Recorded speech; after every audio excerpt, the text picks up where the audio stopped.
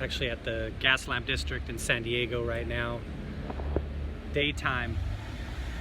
Hopefully it looks a little bit better at night.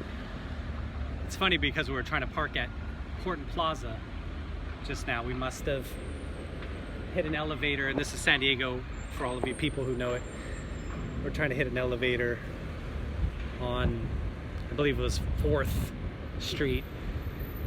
Pull up to the elevator, man, there's so much piss inside of that. You could actually see the piss liquefied. You could smell that stench coming off of there.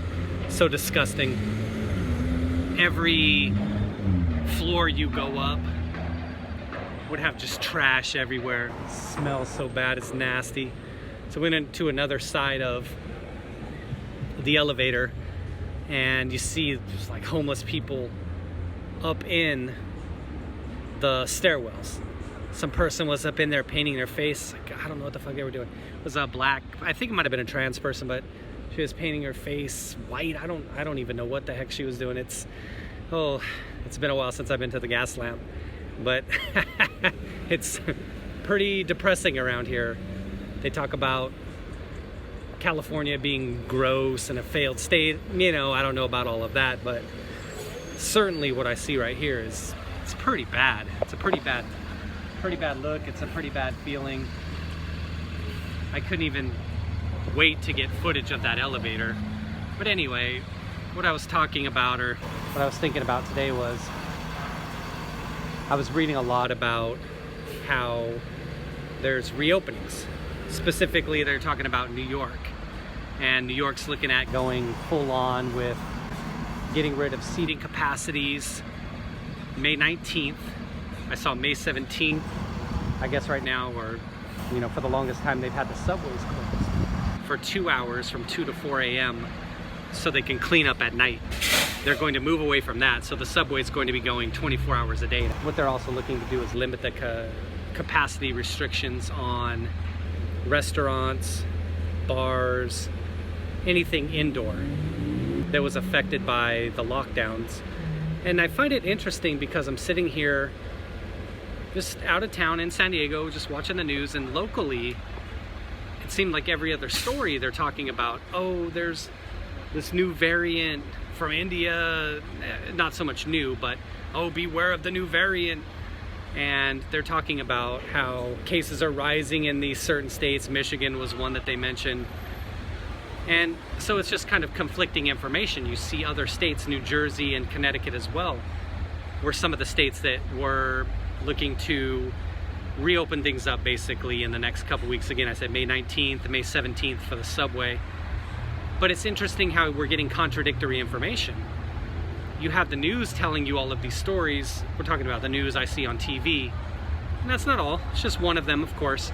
But it keeps talking about vaccine fatigue and, again, variations, strains, things like that. Healthcare professionals are on there talking about how we have to be careful or else there's going to be another wave. Oh, everybody's got to get vaccinated.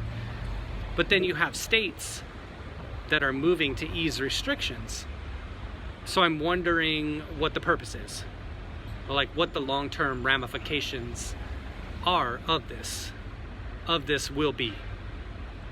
If you have states that are looking to loosen restrictions, the question I ask myself is, how is that possible when everything I'm seeing on TV, again, I shouldn't say everything, but things I'm seeing on TV and other things I'm reading are telling me that there's still issues.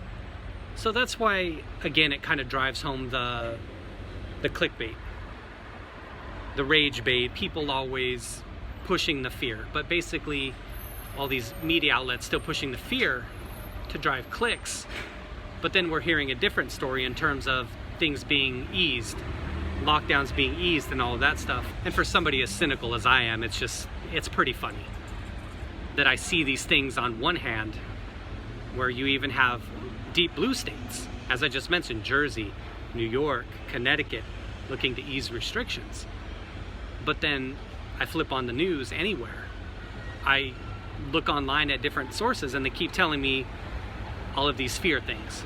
So it just makes you wonder what's actually legitimate. And is it right what New York and these other states are doing in terms of, is this something they should have done a long time ago? And are we in this stage where we're kind of seeing the last of the fear porn, the fear being pushed by media outlets for clicks? Are we kind of in the last phases of that, to where they're just trying to, you know, talk about the Indian mutation and all these last things and try to squeeze just a little bit more, just squeeze those last views out of it? How much more legs does this story have, basically, in terms of how much more can they squeeze out of it? How much more fear can they push? Those are just some things I'm thinking about when I see this contradictory information. So anyway, I know you guys have some thoughts about it, so let me know what you think. Take it easy, everyone.